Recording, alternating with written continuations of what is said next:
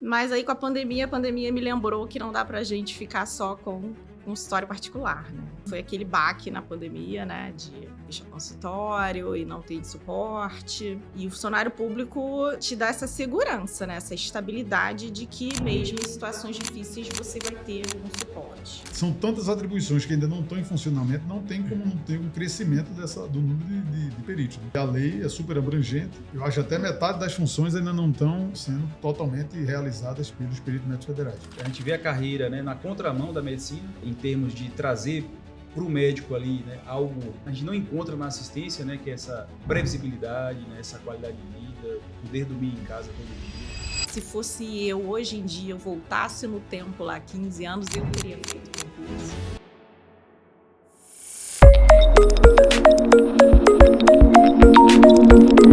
Pessoal, estamos aqui em mais um episódio do Med Podcast com uma convidada super especial, a doutora Vanessa Cunha, aprovada no concurso da Perícia Médica Federal no estado do Rio de Janeiro, um dos estados mais concorridos, né? Poucas vagas para um estado tão grande, com uma carência tão grande de peritos médicos federais. Estou aqui também hoje com o professor João Nicole, nós vamos entrevistar essa colega, né, que foi generosa, veio até aqui em Recife, nos nossos estúdios, na sede aqui do Med Concursos, e ela vai conversar com a gente, compartilhar como foi a preparação, por que ela decidiu fazer esse concurso da Perícia Médica Federal, já tendo inclusive outros concursos anteriores, que ela tinha pedido exoneração, e aí, qual foi essa decisão, como foi que ela se preparou, qual é a expectativa dela nos próximos anos da carreira médica, sendo uma perita médica federal. Doutora Vanessa, obrigado por participar aqui com a gente do nosso Med Podcast. Eu sou o João, tudo bom? Tudo em paz, Rodrigo. Bom dia, obrigada. Eu queria agradecer, Vanessa, porque esse gesto, né, de vir até aqui, você não tinha obrigação nenhuma de estar aqui com a gente, mas talvez você tenha entendido melhor a mensagem. Estar aqui é muito importante para Vanessa, para o médio concurso, mas eu acho que principalmente para a carreira, né? Sim. A gente vem aí há 2, 3 anos divulgando e promovendo essa carreira que é tão importante para o país.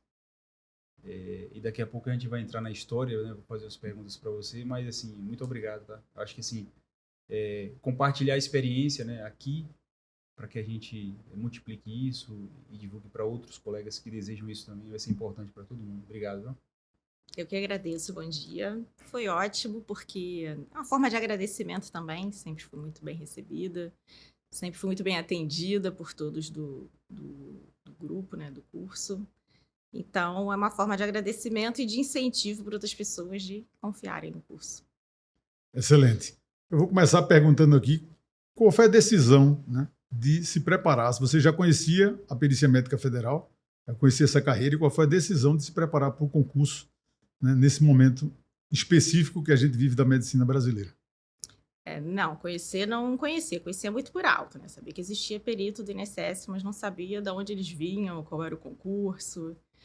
E foi quando, mais ou menos em 2022 para 2023, eu decidi voltar a fazer alguns concursos, porque queria voltar para o serviço público, mas eu não queria voltar para os serviços que eu já tinha trabalhado antes.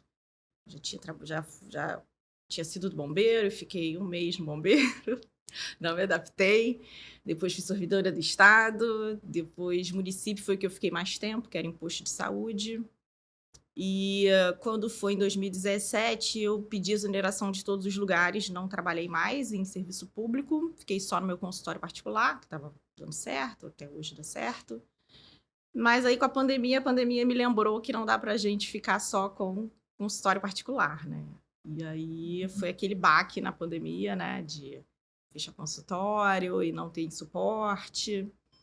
E o funcionário público te dá essa segurança, né? Essa estabilidade de que mesmo em situações difíceis você vai ter algum suporte. Aí eu falei, não, preciso voltar. Já estava mais de 10 anos sem estudar para concurso nenhum, sem estudar para nada, só dedicada no consultório.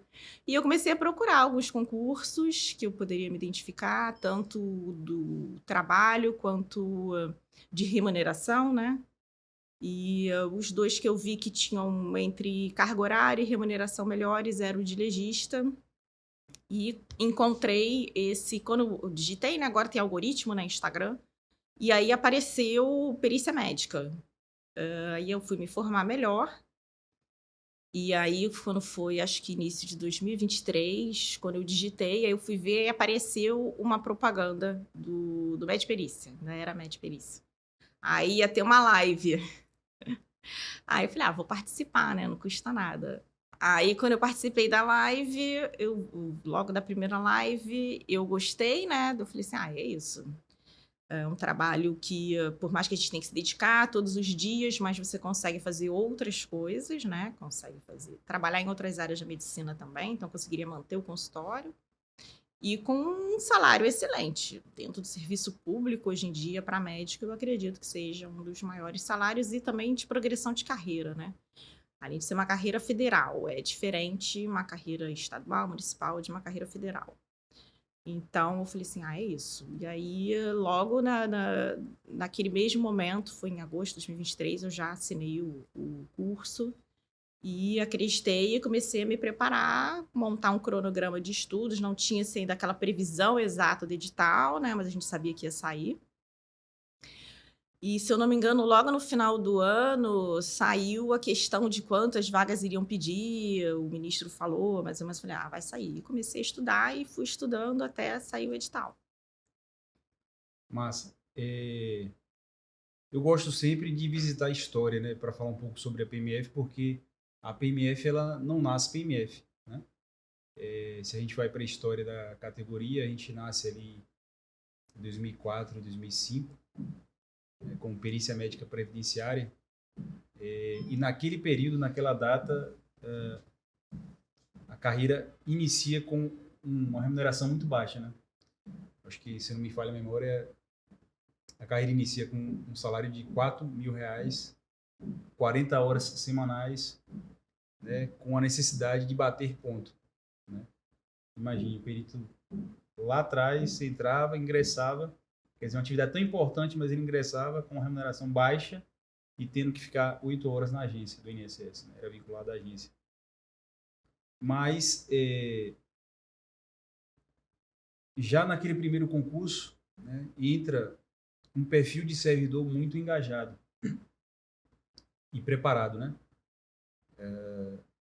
E com nível intelectual alto. E aí o pessoal começa a se mobilizar, né? E aí surgem as primeiras greves, e o pessoal começa a argumentar a necessidade de reestruturação, já ali, né, na criação da carreira, né? E aí a carreira vai evoluindo, muita briga, e a gente não pode se esquecer disso, né? Porque a carreira foi construída e nasceu disso, e a gente tem que valorizar quem construiu isso. E aqui a gente não pode deixar de levantar a bola para essas pessoas que foram importantes para a carreira. E aí a carreira sai desse patamar, né, de R$4.000, necessidade de ponto eletrônico, 8 horas na agência, para a Perícia Médica Federal em 2019, né, PGD, Programa de Bonificação, o perito não mais bate o ponto, aquele que fez adesão ao PGD, trabalha por meta, por atividade.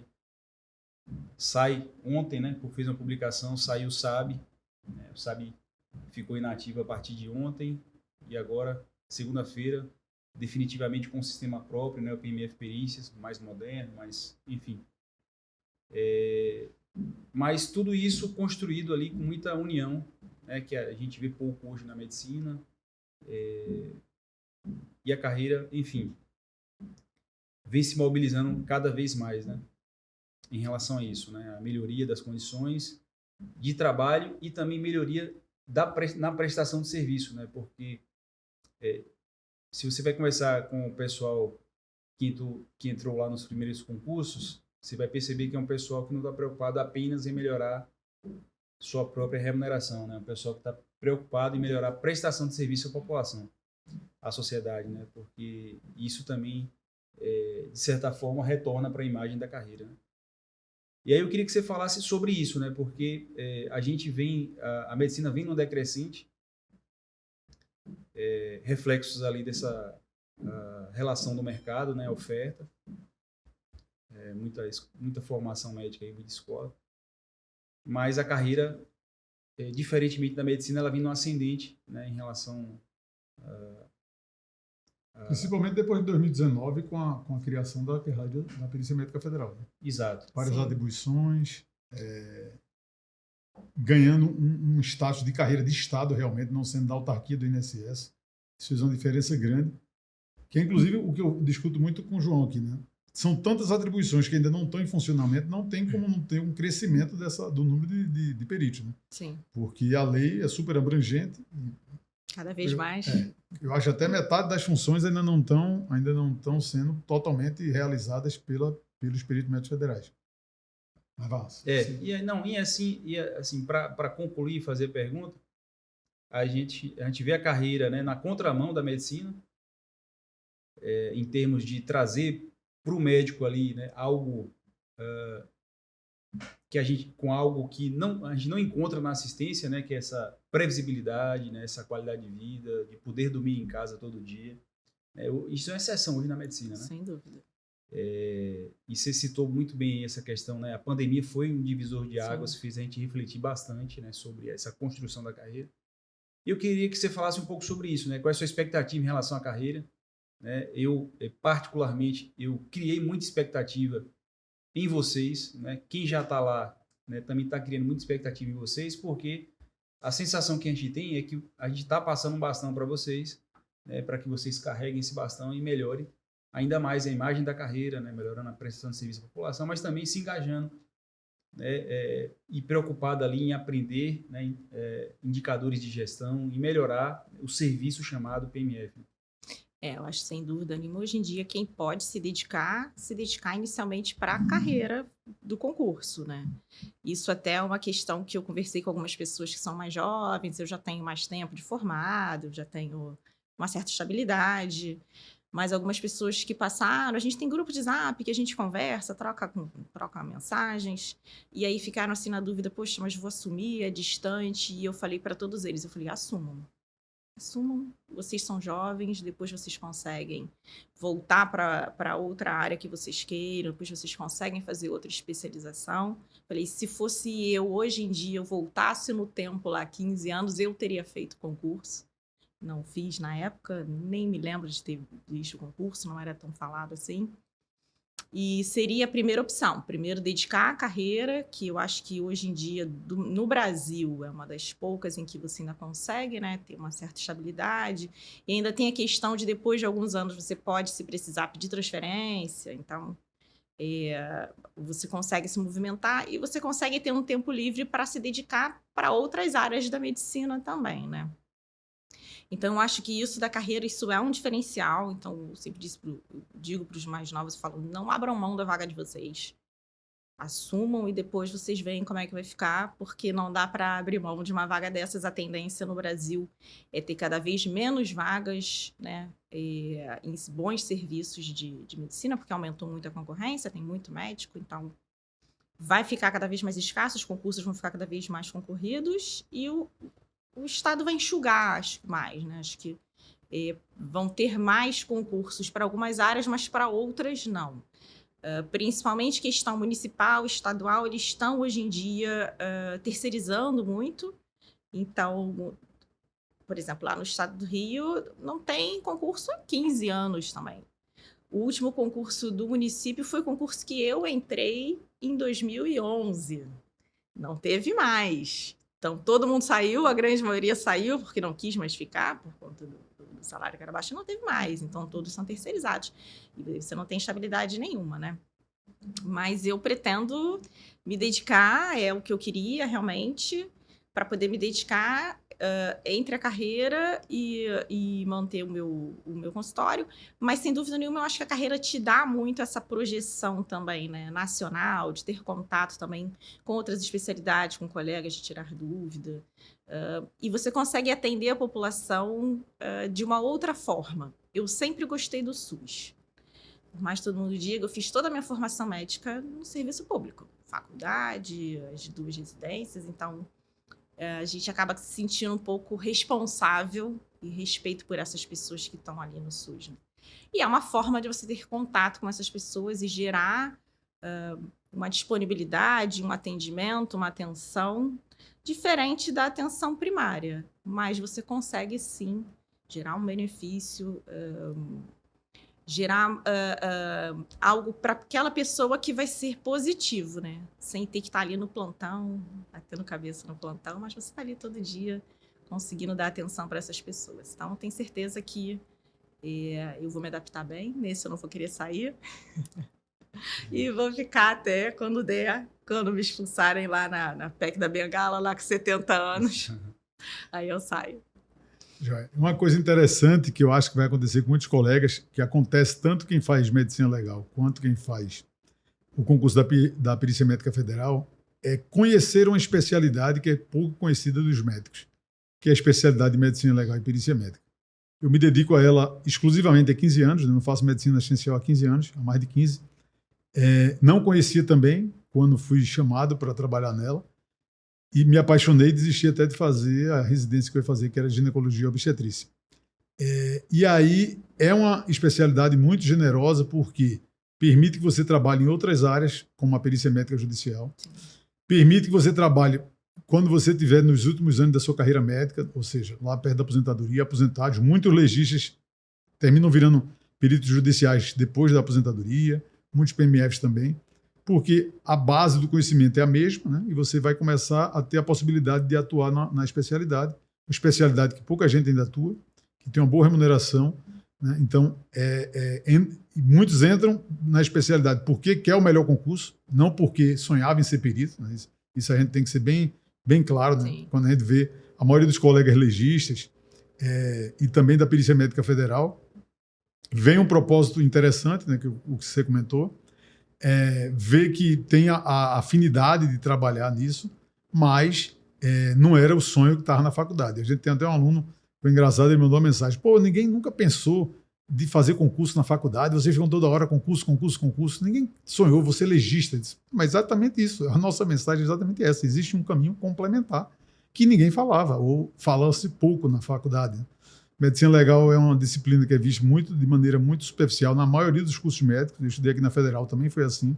E perícia médica, aí ninguém nem vê nada, né? Uma ou outra faculdade pontualmente comenta alguma coisa. Então ainda tem esse bônus que vocês vão ter de entrar no conhecimento de uma especialidade, que vocês vão poder atuar como peritos judiciais em outras áreas, né, sem ser a Justiça Federal. Não agora, se não quiserem, mas do futuro, e também se quiserem agora também. Né? Porque a expertise é a mesma, né, João? Que tá nela. Agora, queria saber, você entrou lá em agosto de 2023, né, numa prova PMF, começou a estudar. Nessa jornada, qual foi o principal desafio, né, até do dia que tomou a decisão de começar a estudar até a prova, e como você superou isso? Para mim, o maior desafio foi aquela persistência sem ter uma data, porque nenhum médico tem muito tempo livre, né? Todo médico tem pouco tempo livre. E aí eu tive que transferir esse meu tempo livre para os estudos. Então, eu tinha ali uma organização de trabalhar, estudar e dar atenção para a família e fazer todo o restante. Então, aquele tempo livre que eu tinha era estudando. Me organizei para ficar estudando, e aí você tem que ficar assim: não, é sábado de manhã, eu vou ficar estudando, sem ter uma data, sem ter algo de concreto de que realmente iria acontecer, o concurso ou não. Essa eu acho que foi a parte mais difícil, assim, ter que acreditar que aquilo iria acontecer, mas entender que, assim, o edital era enorme, a quantidade de matérias era enorme e seria impossível alguém estudar. Mesmo que depois de você se dedicasse 12 horas por dia para estudo, você não ia conseguir fechar o edital depois em 2, 3 meses. Então, para mim, o maior desafio foi esse, mesmo trabalhando, levando a vida normal, ter que me programar e manter o foco de estudar. E estudava, ia lá, acordava cedo no dia que eu tinha disponível, ia estudar, assistia as videoaulas, tudo isso. E voltar a estudar também. Isso também, para mim, no início foi difícil, eu tive que pegar o meu ritmo. Porque eu não estudava para concurso há mais de 10 anos, então você voltar, ter que ter aquele ritmo de sentar, estudar, ler, reler, fazer questão, você que voltar a ser estudante, isso também foi um pouquinho difícil. Mas logo ali no primeiro mês eu já montei a minha estratégia, isso eu acho importante cada um perceber o que é melhor para você estudar, né? Os mais jovens já estão engatados aí da faculdade, já acho um pouco mais fácil. Mas ver qual que é o ritmo. Então, para mim, o meu ritmo melhor era eu imprimia o PDF, lia o PDF, para poder entender um pouco do que a matéria está falando, porque eram em português, eu já não lembrava mais, então lia, assistia videoaula, muitas vezes eu assistia de novo com o PDF do lado, fazendo minhas anotações. Então, para mim, o meu ritmo foi esse. E eu não gostava de individualizar a matéria. Como eu tinha que estudar picado, né? Eu estudava na segunda tantas horas, na terça tantas horas, no fim de semana tantas horas. Eu gostava de pegar a matéria e ir direto. Então, eu estudava aquela matéria 2 meses. Eu estudava outra matéria mais 2 meses, e fazendo questão. E aí depois voltava e refazia a questão. Dava um dia que eu fazia o resumo, lia novamente os resumos, fazia novamente as questões.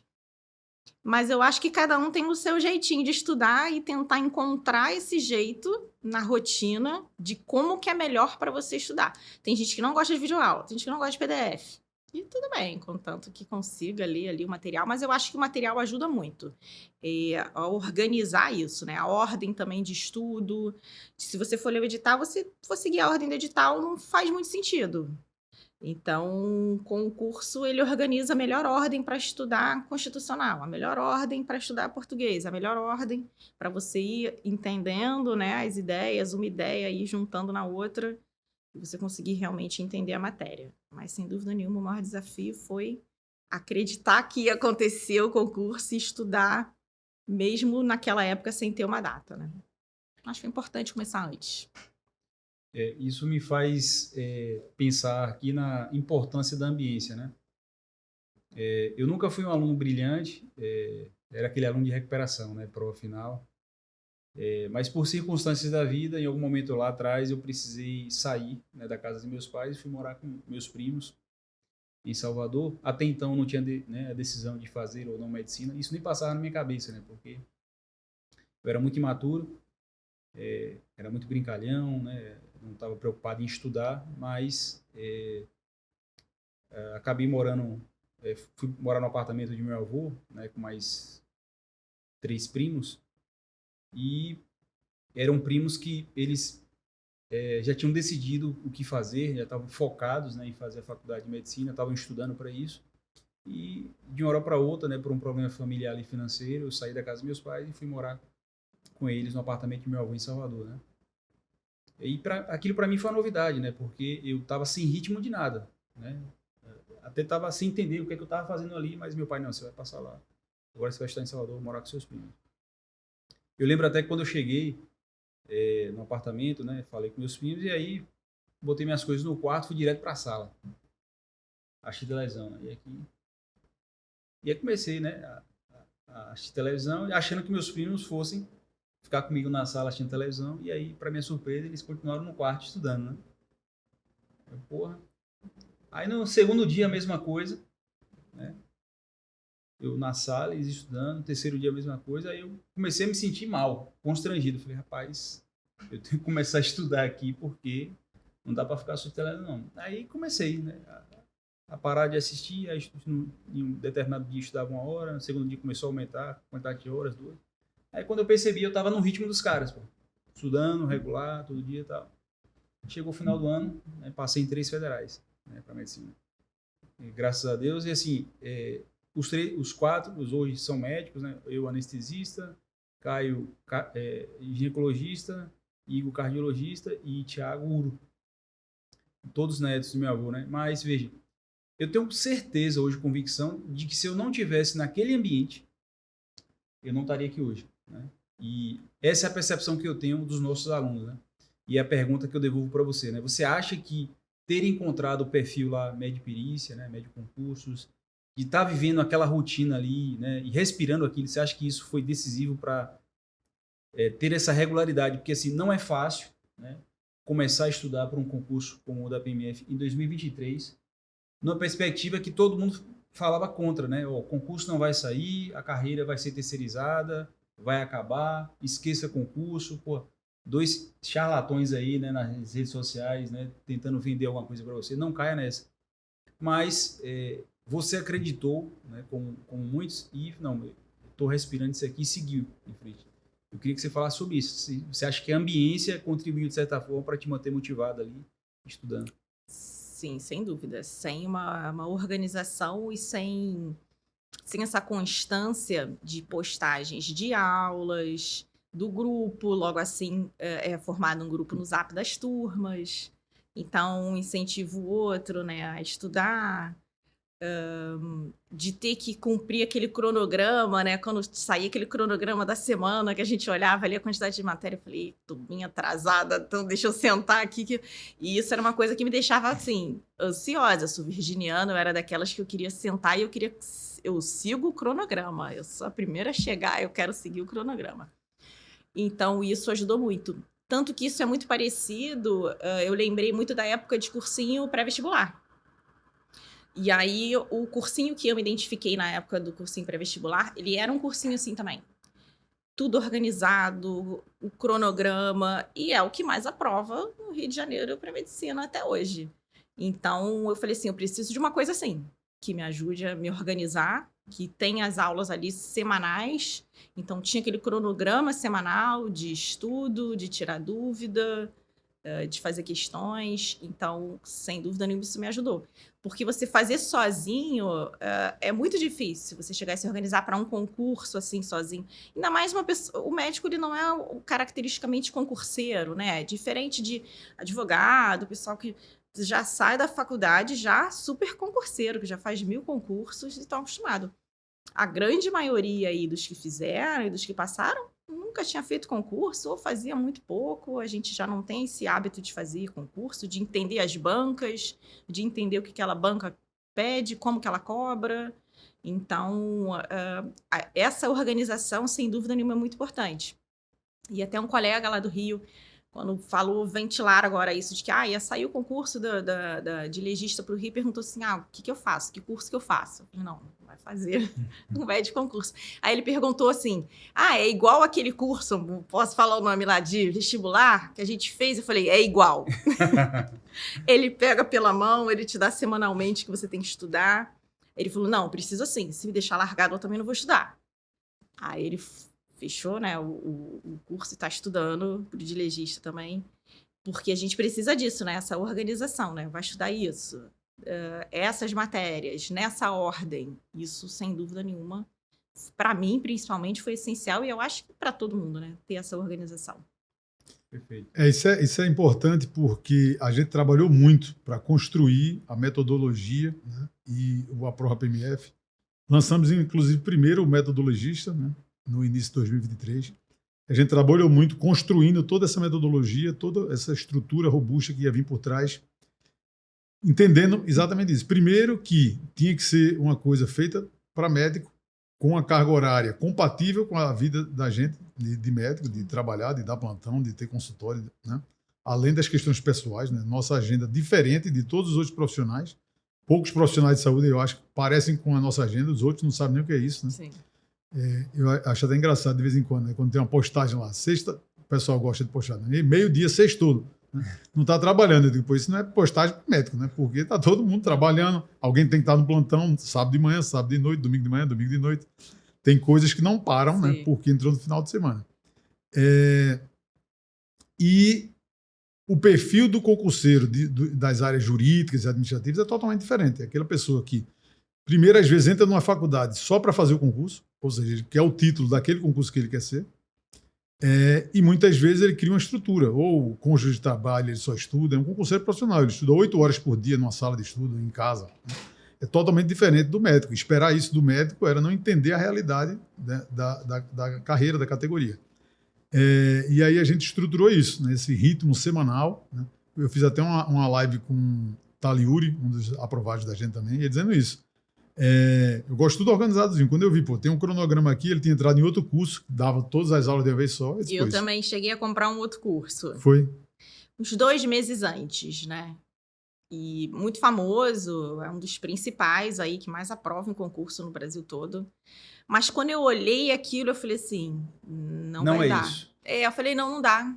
Não dá. Se eu for estudar isso, eu leio, releio.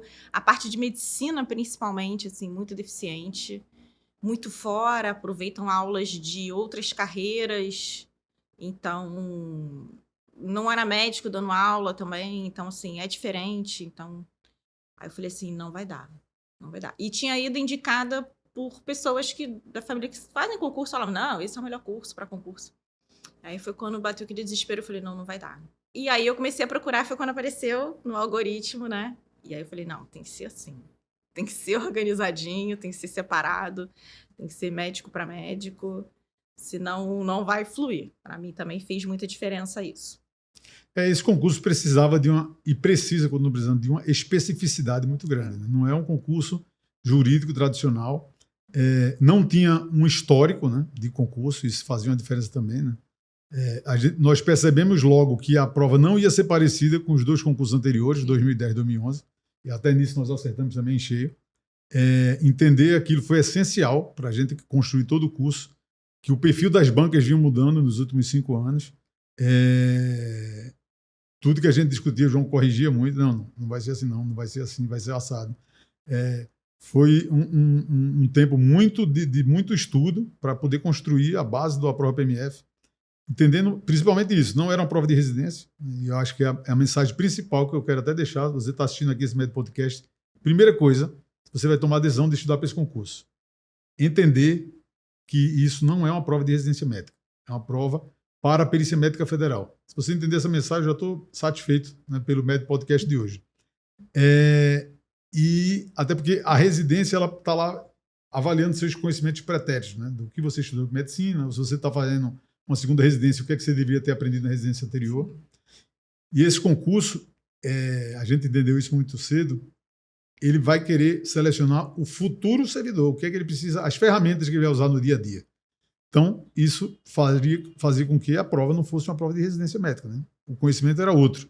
Então, as ferramentas, e estudar para esse concurso, para quem foi aprovado, foi inclusive muito bom, porque você já se preparou antecipadamente para a função que você vai exercer lá no Ministério da Previdência Social, como perito médico federal. Não é isso, João? Exato. Quando você toma posse, né, daqui a alguns dias, fé em Deus, você vai perceber que um dos problemas hoje do Ministério da Previdência, do INSS, é uma coisa chamada judicialização. Né? Hoje, o Ministério vem se reestruturando, há uma carência de processos, de sistemas, de servidores, não só na perícia, mas na parte administrativa também, e o segurado, o cidadão, né, que tem um retardo ali no reconhecimento de direito, ele procura a justiça. Né? Então, um dos gargalos da judicialização passa por isso. E passa também, às vezes, pelo não reconhecimento do direito, porque pega, às vezes, um servidor ali desatualizado. Eu até digo que o perito médico federal e o servidor administrativo do INSS, ele tem que estar se atualizando em tempo real, igual na medicina, né? Porque a legislação muda e muda muito rápido.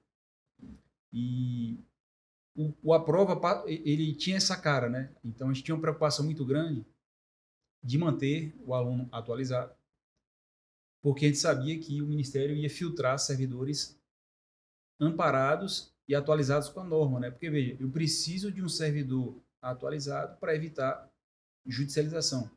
E eu acho que esse vai ser o desafio de vocês na carreira, né? Entender isso e estar sempre se atualizando, porque o servidor atualizado, e que conhece a norma, que conhece a legislação previdenciária e assistencial principalmente, que conhece a legislação aplicada à perícia, ele reconhece o direito rápido, né, em tempo real, e isso evita litigância para a instituição. Né? Na realidade, isso, João, é entender o que é a especialidade. Né? Exato. Hoje, eu atuo na perícia judicial, né, e eu termino passando por vários laudos. Como segundo perito, o juiz pede uma segunda opinião, e aí você vê que aquele médico, mesmo tendo uma boa formação médica, ele não tinha um conhecimento do que ele estava fazendo como perito. Né?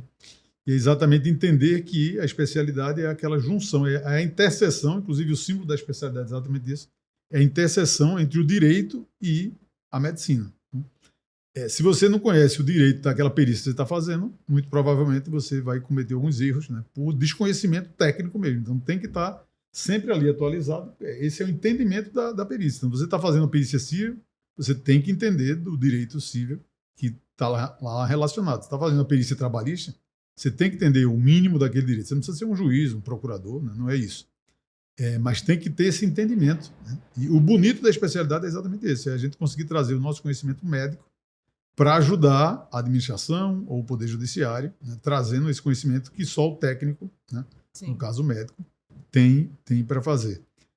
Mas isso vai fluindo, né? Com um estudo, isso já da parte da própria formação do perito lá, e vocês vão entender isso muito tranquilamente. E o que menos cai na prova é medicina.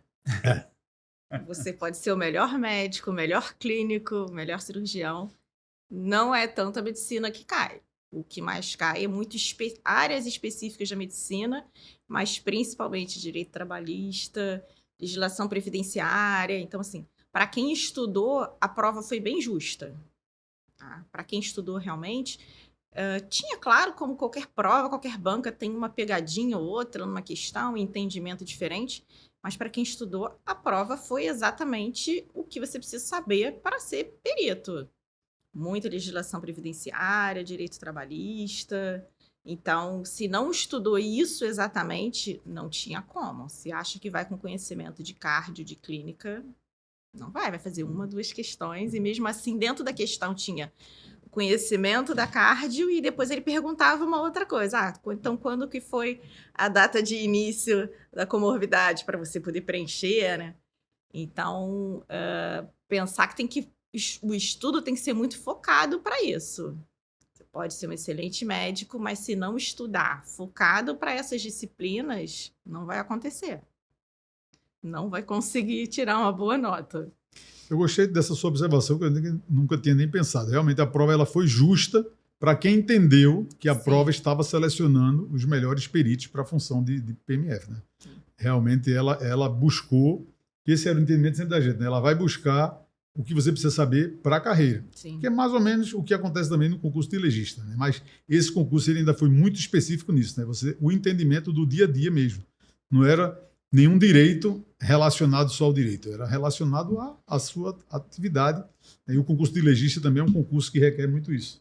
Então, por mais que eles dissessem assim, por exemplo, tinha questão que dizia o periciando foi e ele está com insuficiência cardíaca. E aí ele diz depois na pergunta assim, você trocaria a medicação dele para uma medicação melhor para o coração? E aí muita gente, sim, essa medicação é melhor para o coração. Não, o perito não vai mexer na medicação. O perito não vai interferir. Então ele queria saber se a gente sabia que como perito, a sua posição como perito você pode saber que aquela é a melhor medicação, você não vai interferir naquela medicação naquele momento. Você sabe o que é insuficiência cardíaca, mas aquilo é ou não algo que gere um benefício, algo incapacitante, aquele grau de insuficiência cardíaca. Então, não bastava saber que era uma insuficiência cardíaca, mas dentro da Previdência, se aquilo era aplicável ou não. Então, não bastava saber. Isso eu estou dizendo, medicina mesmo, não tinha na prova. Esse exemplo mesmo é uma questão de ética médica, Sim. Né? Vestida de uma questão de cardiologia. Né? Então, Exato. para pegar quem está ali sem saber o que estava fazendo lá. Sim. Por isso que muito colega bom tirou uma nota muito baixa, porque não entendeu. Foi para o concurso de peito aberto, achando que dava para ir lá fazer e simplesmente... Não consegue nem ler. Deve ter se assustado lá. E, em compensação, quem estudou deu muito esse depoimento. Né? Deu a tranquilidade, né, de chegar lá. E aí eu perguntei do maior desafio, agora eu queria saber da metodologia do curso, durante o estudo, qual foi o principal diferencial para quando chegar lá na prova, ter a tranquilidade de fazer a prova? Para mim, acho que além dessa disponibilidade, né, de tirar dúvidas, ter o contato também com todo mundo do curso, assim, qualquer coisa que acontecia. Tipo, eu entrava numa aula, o áudio não estava bom. Eu ia lá, reclamava, Letícia, dava 2 horas, vamos lá, vamos resolver. Isso me ajudou muito, sem dúvida nenhuma, essa disponibilidade. Eu não entendi essa aula direito desse professor. Iam lá, regravavam, colocavam de uma outra forma. Não, a gente não está entendendo o que está querendo dizer. Regravavam. Até eu cheguei a fazer outro concurso também nesse meio período aí do TRT, e tinha uma matéria que não estava dentro do administrativo, ainda falei, Letícia, eu não estou achando essa matéria. Ela, não faz parte, mas a professora vai gravar para você a aula. Ela gravou a aula de licitações, mandou. Então, essa para mim, sem dúvida nenhuma, disponibilidade, porque a gente não tem tempo de ficar toda hora procurando. Então vou procurar no Google onde é que está essa referência. Não sei, eu não sei onde está, não sei onde procurar. Então, essa disponibilidade em sempre responder, sempre tentar fazer com que a gente entendesse aquela disciplina, aquilo que foi passado. Não entendeu dessa forma? Vamos falar de novo, vamos explicar de outra forma. Então, para mim, isso, sem dúvida, foi um diferencial muito importante. Que bom. Vou até Excelente. aproveitar aqui para agradecer a Letícia. A Letícia, ela está com a gente desde o início. Então, é uma pessoa que a gente tem um carinho, agrega bastante, está sempre disponível. Letícia, domingo de manhã, Letícia, o áudio tá sem áudio. Aí eu falava, não, tadinha, domingo. Ela, um momento, doutora. Ela ia lá e consertava. Que era, eu acho que entendia que, assim, eram os momentos que a gente ia para estudar. Então, era 100% disponível. Não, eu alinho muito aqui com a equipe. Eu falo, veja, tem que entender que isso é feito para o nosso aluno, e o nosso aluno ele não tem tempo, né? Ele não pode perder tempo. E aí, às vezes, esses pequenos erros acontecem porque, Sim, às vezes, o pessoal não segue o fluxo que a gente determinou, mas acontecendo tem que corrigir em tempo real porque vocês precisam desse tempo, né? O tempo hoje, acho que é o bem mais precioso, né? A gente falando aí de metodologia, e vou até compartilhar algo aqui que sempre que eu tenho a oportunidade de compartilhar com um aluno, eu compartilho, né? A gente fazendo as lives com os alunos e conversando muito com os alunos, parece que é unânime, todos falam, pô, professor, a minha nota da prova foi exatamente a mesma nota do simulado, do último simulado, do penúltimo simulado, né? A minha foi mais alta na prova. Maravilha. Foi a minha nota mais alta. Foi a prova. Maravilha. E aí,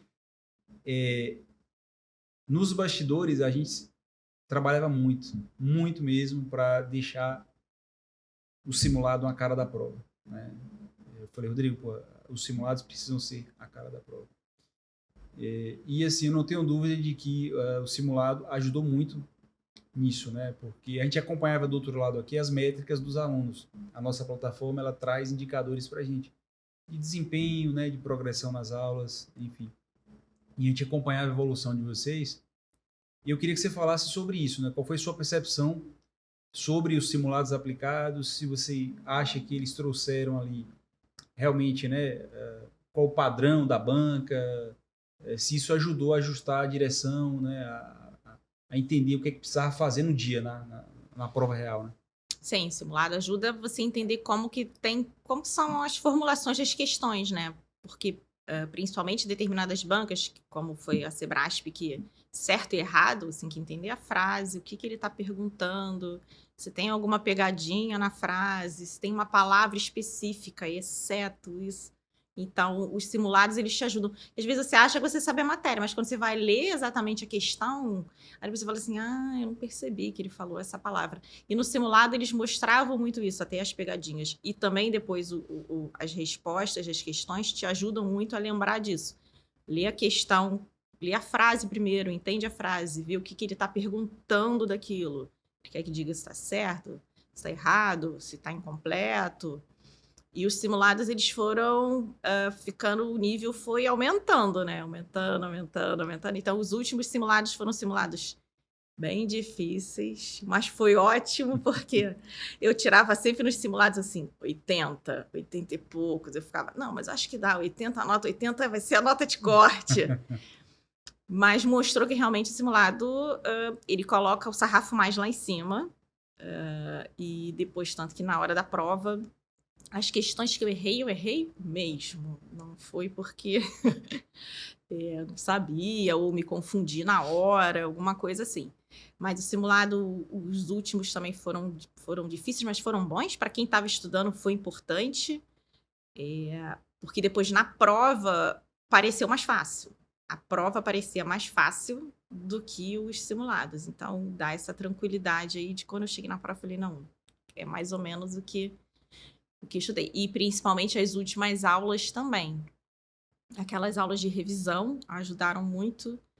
Alguns professores foram bem certeiros, assim, exatamente, até a ordem, assim, das questões, como é que ia cair, de português, já vai cair a questão assim, vai cair isso, não vai cair isso. Então, sem dúvida nenhuma, o simulado é muito importante, até porque se você não fizer questão, você não consegue sedimentar aquele conhecimento, né? Você pode ler e reler, mas se você não fizer a questão, até porque eles reescrevem muitas vezes a mesma questão de formas diferentes. Então, você tem que ver aquela questão de formas diferentes, aquela mesma frase, né?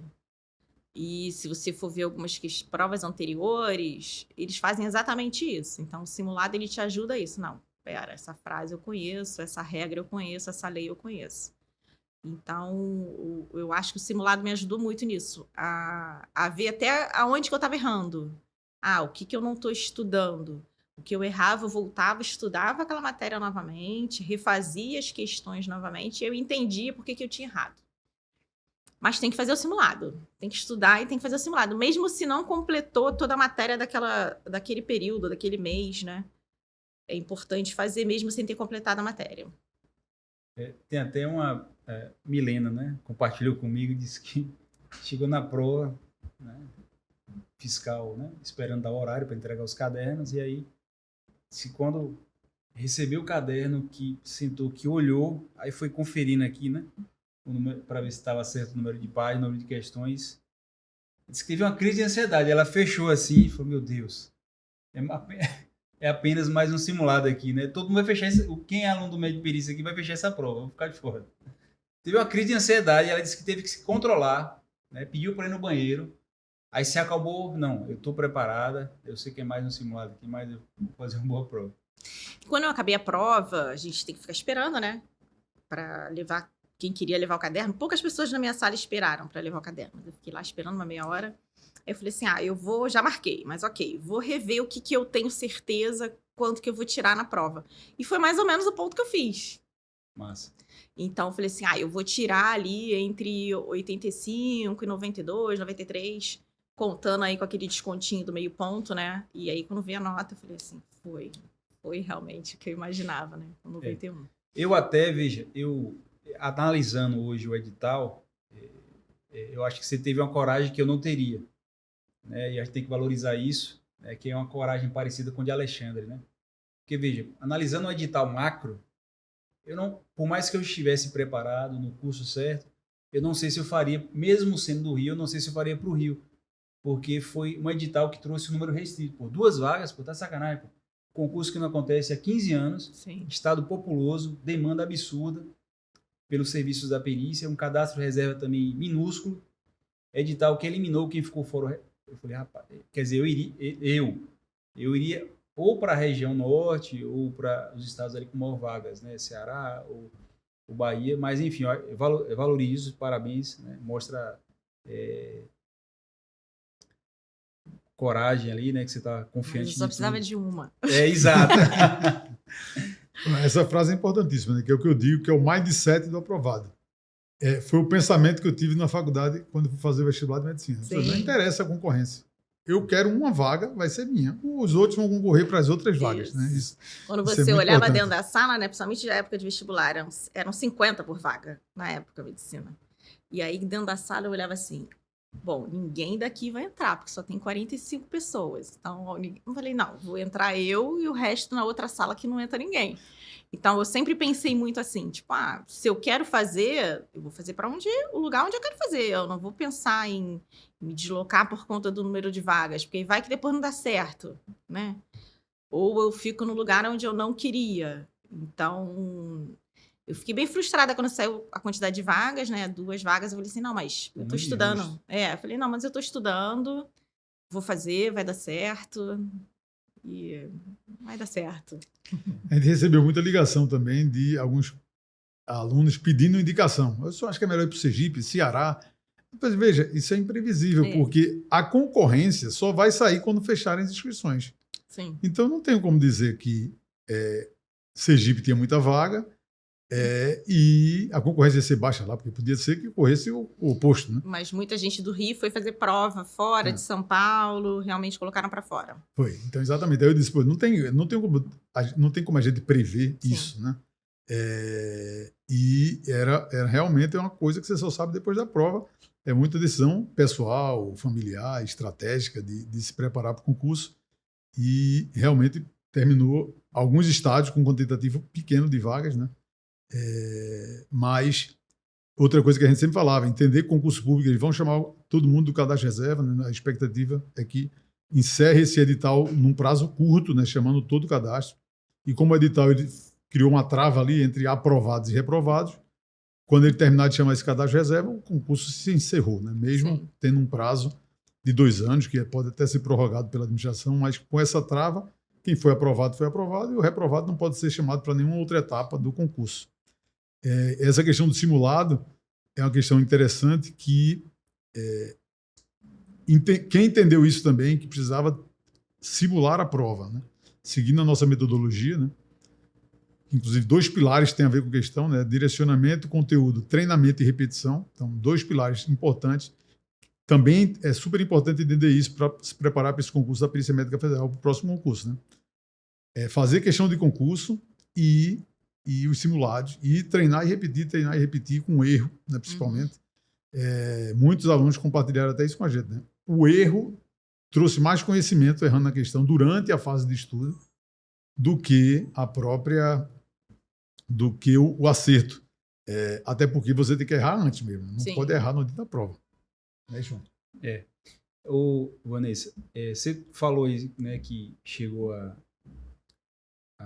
lá atrás a estudar para o concurso para legista, mas a gente conversando antes daqui do podcast, você falou, concurso ainda não é uma realidade para o médico, né? O médico não está habituado a concurso. Analisando esse último edital da PMF, até mesmo os concursos para médico legista, a gente consegue enxergar que a janela, né, entre a publicação do edital e a prova é uma janela muito curta, né? 60 dias, né? Às vezes 90. E às vezes a gente tem um edital ali com 10, 11, 12 disciplinas, né? Disciplinas que a gente não vê na graduação. E eu queria que você falasse um pouco sobre isso, né, para quem está nos assistindo, dessa diferença, né, entre estudar pré-edital, antes da publicação do edital, ou se você acha, na sua percepção, se dá para se preparar pós-edital, né, apenas com a publicação do edital. Porque acho que isso é importante, né, no planejamento e decisão até de estudar para um próximo concurso da PMF, né? Sua orientação em relação a isso, né? Estudar pré, pós, você acha que dá? Pós-edital é revisão. Apenas revisão. Ou aquela matéria em que você realmente não tinha focado muito antes, porque às vezes o edital também traz uma outra matéria a mais, diferente, que é normal, né? E você vai ter que rever aquilo, tirar alguma coisa que, estudei, não precisava, não caiu, ok, tudo bem. Mas para esses concursos que os editais são enormes, tanto PMF, cai muito direito, e legista também cai direito penal, direito processual penal. A gente não faz a menor ideia do que é isso. Então, se você for tentar ler isso em 1, 2 meses, não tem como. Não vai fazer nem a nota mínima. E esse foi o meu erro quando eu fiz a prova de legista de 2021. Eu estudei pensando no edital anterior, que tinha sido há muitos anos também. E aí eu tinha estudado só medicina legal e português. Que eu fui bem. Só que quando saiu o edital, saiu direito. E antes não era cobrado o direito. E aí caiu direito penal, direito processual penal, um monte de direito que eu não estudei. E eu, assim, fui estudar em cima da hora, correndo, né? Em 1, 2 meses. E com a vida normal, né? Fazendo trabalho, um monte de coisa. E aí eu não passei por conta de uma questão de direito. Tirei uma excelente nota em medicina legal, tirei uma excelente nota em português. Mas como tinha ali um critério de corte de nota específico para português, tinha uma nota de corte para direito e uma para medicina legal, eu não fiquei entre os classificados, fui eliminada, porque eu fiquei com uma questão a menos de direito. Então, isso foi bem triste. Eu fiquei bem chateada, ainda pensei nisso, se eu tivesse estudado direito antes. Mas agora, tendo esse conhecimento e pensando assim na questão do Rio de Janeiro, eles mesmos já disseram que vai ser praticamente o mesmo edital, tá? Porque foi muito próximo, né? Esse último concurso não tem muito tempo. E eles não conseguiram preencher as vagas por causa do direito. porque foram pouquíssimos aprovados por conta dessa nota de corte. Alguns colegas também passaram pela mesma situação que a minha, não conseguiram nota de corte de direito suficiente. E aí agora a gente já sabe qual é o edital, então agora é só sentar e estudar, porque vai ser basicamente a mesma coisa de direito que caiu. Então, se começar a estudar de agora, o edital deve sair, acredito que no máximo até início do ano que vem, o de legista do Rio. Janeiro, fevereiro no máximo deve sair o edital, mas aí a prova também acontece em 2 meses no máximo, 2, 3 meses.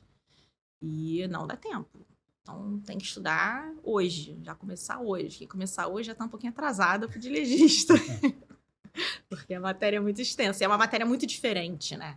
Não é só aquela questão de ser uma matéria extensa. É uma matéria extensa diferente da nossa rotina médica. Tanto a medicina legal, quanto o direito. O próprio português não é tão fácil assim. As pessoas pensam que é só ler lá, vou ler o texto, vou interpretar. Não, não é assim. Então, você tem que aprender para aquela banca o que eles gostam de cobrar. Então, sem dúvida nenhuma, eu acho que uma mínima preparação aí de uns 6 meses antes. Isso é o mínimo. Isso para quem for bem focado estudando. Eu estudei mais, né? Porque eu fui desde 2023 para a prova, que foi início agora de 2025. Alguns momentos a gente dava aquela fraquejada, mas ficava ali uma semaninha no máximo sem estudar, depois voltava a estudar. Mas eu acho que manter essa frequência de estudo, mesmo que não seja assim, um volume muito grande agora, mas tem que estudar um pouco já desde agora. A pessoa pensa em passar no concurso, até porque muitas matérias são comuns para outros concursos. Então, quem está estudando português, direito, está estudando para quase todas as áreas. TJ, tem muitas provas de TJ também saindo de todos os estados, legista. Então, você vai aproveitar essas matérias, né? As específicas é que talvez você tenha que se dedicar um pouquinho mais diferente, mas essas todas já para você aproveitar para as outras. E o que você comentou interessante do concurso de legista do Rio, que outra coisa que a gente tem orientado muito. Às vezes o quantitativo do concurso é até pequeno de vagas, mas entender que a administração vai chamar muita gente, né, além do edital, também é outro diferencial. É que dá mais tranquilidade para você dizer, pô, eu vou estudar para esse concurso também. Esse do Rio vai ser uma exceção, porque são 251 vagas para médico legista, né? Eu acho que é o maior concurso da última década em número de vagas. É uma carreira muito boa, salário bom. Rapidinho, na realidade, são 251 para perito legista, né? Tá o odontologista no meio aí. Odontologia, tem... Então... É porque agora eles unificaram a carreira lá.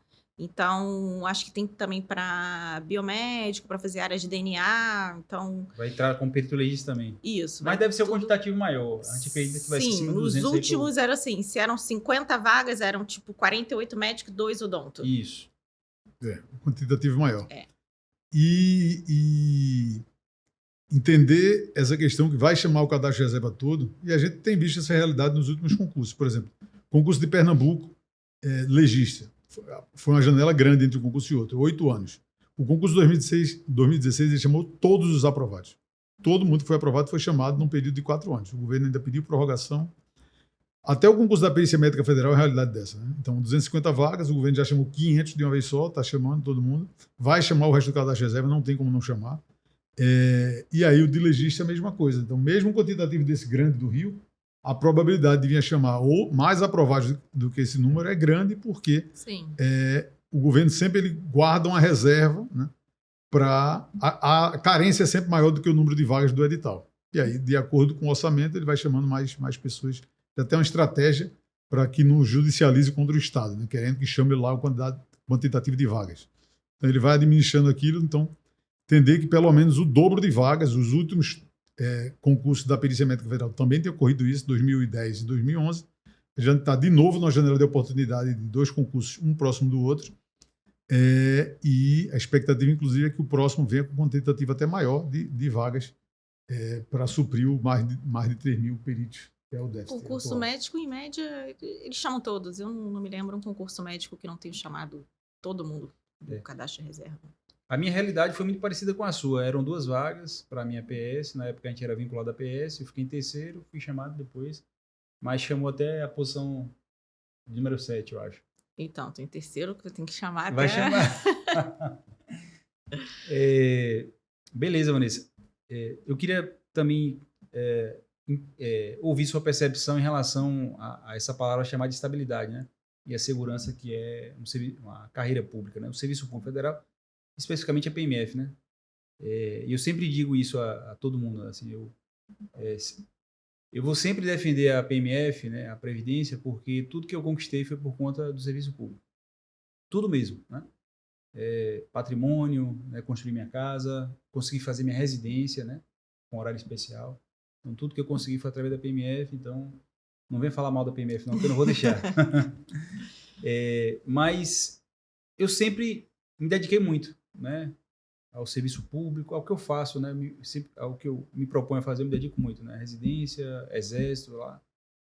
Hoje, graças a Deus, estou nesses 2 vínculos públicos, né, exército e PMF. Sempre trabalhei muito. Além do serviço público, também comprei ali na iniciativa privada, né?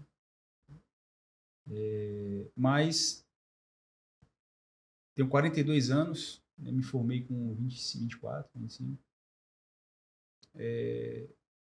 Mas eu nunca tive uma percepção, ou sempre achei que se eu fosse adoecer algum dia, seria na terceira idade. Não, porque pô, eu só vou adoecer lá para os 60 anos. E me planejava para isso, né? Então, trabalhava muito.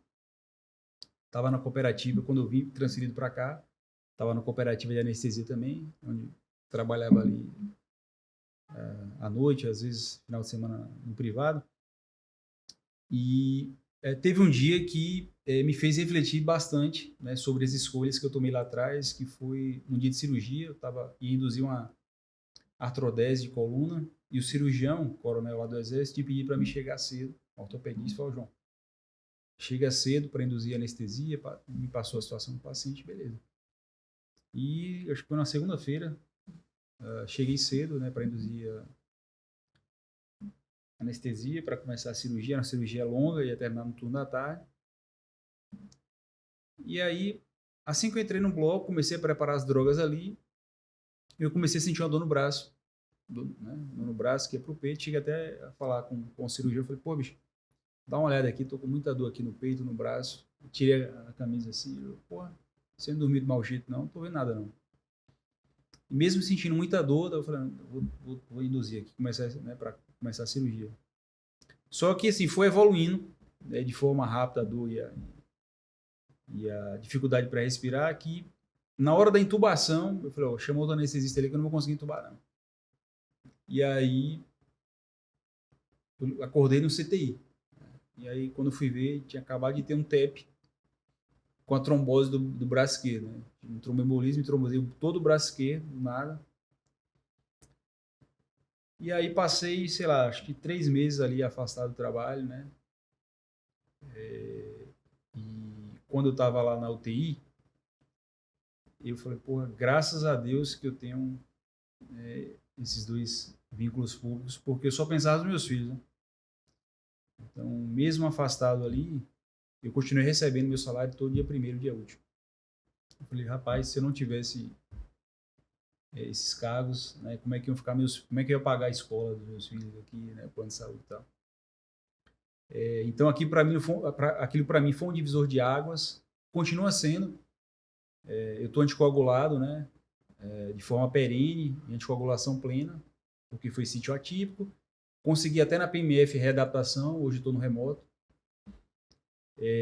Mas hoje eu tive essa percepção, né, e estou ressignificando a palavra estabilidade, né, porque eu acho que passa por isso. Você até falou, né, pandemia foi um divisor de águas, porque o médico às vezes ele acha que nunca vai adoecer, né, ele entra na roda do rato ali, fala, né, começa no automático, né, prestando serviço, né, sem e eu fico vendo os colegas, bicho, principalmente a realidade hoje de Pernambuco, loucura, pô.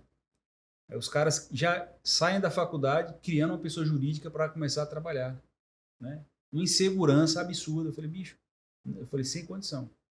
Eu queria que você passasse a sua percepção em relação a isso. Você acha que isso é importante? Se você acha que o médico precisa começar a refletir mais sobre situações como essa, né? Porque a gente não sabe o que é que o futuro nos reserva, né? Em relação à saúde. Sem dúvida, foi a estabilidade que me fez querer voltar para o mundo dos concursos e querer voltar para o serviço público, né? Eu tinha tido alguns concursos e eu estava muito bem no meu consultório voando pertinho de casa. Eu vou em casa, almoço, busco meu filho na escola. Financeiramente, o consultório me atende. Mas aí na pandemia acabou, né? E como PJ, né? E eu não tinha mais nenhum vínculo. Eu trabalhava e fazia minha rotina. Quando eu queria viajar, eu não ia uma semana no consultório e estava tudo bem, estava ótimo.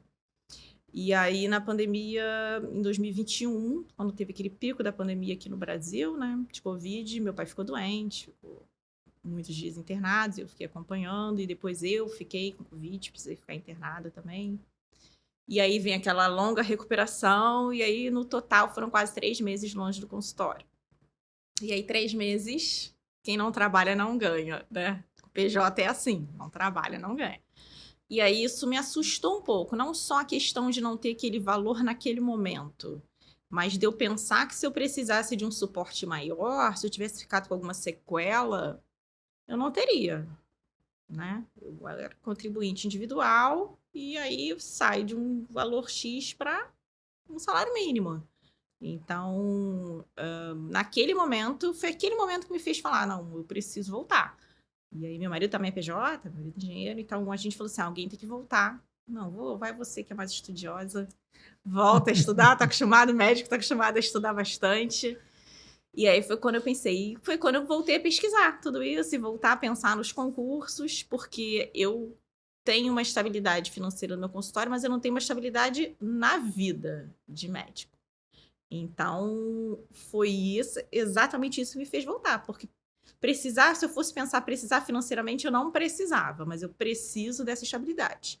E vai ser um que vai me dar uma estabilidade financeira e vai me permitir continuar com o que eu já tenho. Eu não vou ter que abrir mão do que eu já tenho.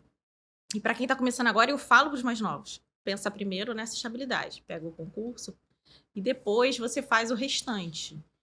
Porque a gente só pensa realmente, ainda mais assim, você sai da faculdade, que é zero, né? R$ 0 por mês. E aí você já vira residente. Pô, residente já vai para 3. E se dá mais um plantão, você já vai para 7, 10 mil reais por mês. E você acha, né? Tá voando, né? Mas no fundo, não tem estabilidade nenhuma. E todo mundo fica doente, né? Eu era super saudável, sou, sempre fiz exercício, tudo. Mas mesmo assim o Covid me pegou. E me deixou ali arriada por algum tempo. Eu não voltei. Eu deveria ter feito mais tempo de repouso, tá? Mas eu voltei a trabalhar, porque eu precisava voltar a trabalhar. E nisso, assim, eu não me arrependi de ter largado os meus vínculos anteriores, porque não eram vínculos que estavam me satisfazendo. Mas quando eu tinha um vínculo da prefeitura, e foi quando eu tive meu filho e engravidei, para mim, na época, foi excelente. Eu fiquei 1 ano de licença maternidade. A Prefeitura do Rio dá 1 ano de licença maternidade. Então, pude me dedicar a ele, pude ficar realmente com ele, que é algo impensável se você está aqui fora trabalhando por conta própria, né? Principalmente PJ. PJ não tem nada. Mal, às vezes, dependendo do lugar onde você trabalha, mal você vai receber. Com atraso. Então, essa estabilidade... não só a estabilidade financeira, mas a estabilidade mental daquilo de você saber que você não é só você, mas os seus filhos, a sua família vão estar também ali amparados se acontecer alguma coisa. Eu acho que isso realmente é muito importante. Então, quando a gente é mais jovem, acho que a gente às vezes não pensa tanto nisso, mas para quem hoje em dia puder pensar nisso como uma estabilidade financeira, sem dúvida nenhuma, é muito importante. Então, foi isso, justamente isso, foi o principal que me fez voltar. Mais de 10 anos sem estudar, sem preocupar com concurso, com nada disso. E me fez voltar. Perfeito. Excelente, Vanessa. Queria agradecer sua participação aqui no Med Podcast. Rapidinho, eu tenho mais uma pergunta. Né? Não, eu sei que está todo mundo cansado aqui, mas eu tenho mais uma pergunta aqui. Vai ter que editar isso, Céu. Então, siga da pergunta sem essa parte. Lá atrás, quando eu entrei na PMF, na Perícia Médica Previdenciária, eu entrei antes do nome PMF. Eu lembro que, assim que eu tomei posse, Cheguei lá para me apresentar. Na época era o SST, né? O nome do meu chefe era Ailton Muniz, era um ortopedista. E assim que eu entrei na sala, ele apertou a minha mão, né? Eu cheguei, né? Opa, tudo bom? Meu nome é João, sou o novo perito aí. Ele, bem-vindo ao cemitério dos médicos. Eu falei, como assim? Enfim, uma brincadeira, né? Mas lá atrás, eu senti falta de uma pessoa que falasse, ó, o Ministério da Previdência é isso, né? Você tem essas possibilidades aqui na carreira. Vai por aqui que você vai crescer ainda mais.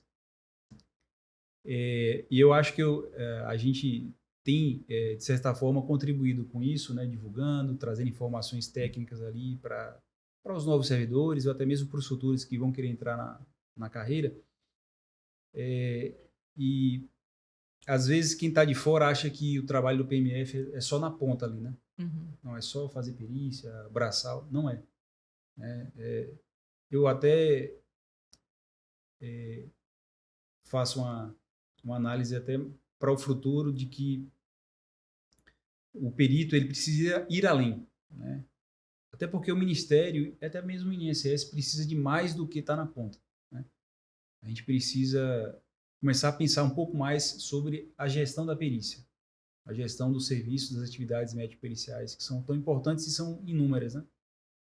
E eu queria saber se você se projeta também na carreira em ocupar cargos importantes, né? Cargos de gestão, de chefia, nas DRs, ou até mesmo um dia estar lá no Departamento de Perícia Médica Federal, porque eu acho que é importante entender isso, né? Porque o serviço público, a administração pública, ela vai te dando aqui a mão para você ir subindo, se você quer, claro, né? Uhum. Se o servidor não quer, se ele não projeta isso... tem um perfil também da pessoa. Sim. Né? Se você não, eu só quero ficar aqui, né? Mas eu ainda acho que isso é um erro profissional, né? Eu acho que o servidor que entra agora, ele tem que entender macro, conhecendo de tudo um pouco. Não, entender que existe a possibilidade. O problema Isso. é quando você entra e não tem um conhecimento, mas tendo um Isso. conhecimento, você pode escolher outros caminhos. Né? Eu tenho vários colegas hoje, por exemplo, bons cirurgiões, não conhecia nada de gestão, trabalha num serviço privado importante em São Paulo, eles chamaram por toda a dedicação dele ao serviço, chamaram ele para vir para a gestão e ele se apaixonou. Hoje, 20% é a especialidade dele. Quer dizer, a gente não conhece quem foi que falou disso na faculdade para a gente. Sim. Gestão de saúde, auditoria médica, eficiência, e como a gente está precisando cada vez mais disso, tanto na medicina assistencial como na perícia. Então, isso é uma possibilidade. Então, enxergar isso, como não faz muito parte da nossa formação, a gente nem vê, às vezes, que essas possibilidades existem, né? Exato. E aí eu queria saber disso, sua percepção em relação a isso, esse início de carreira, né? O que é que você projeta? Eu acho que sempre tem que querer crescer. Sempre que possível, querer crescer.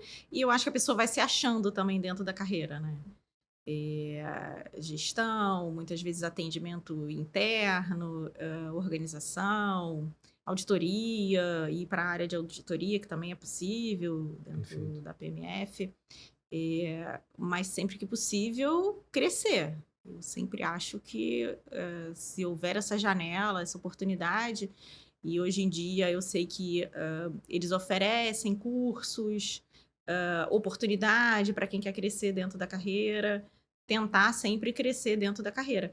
Porque crescendo lá dentro também, você vai crescer aqui fora também vai te gerar oportunidades aqui fora também, como gestor, como auditor. Como perito, isso faz muita diferença para o teu currículo aqui fora também. Com certeza.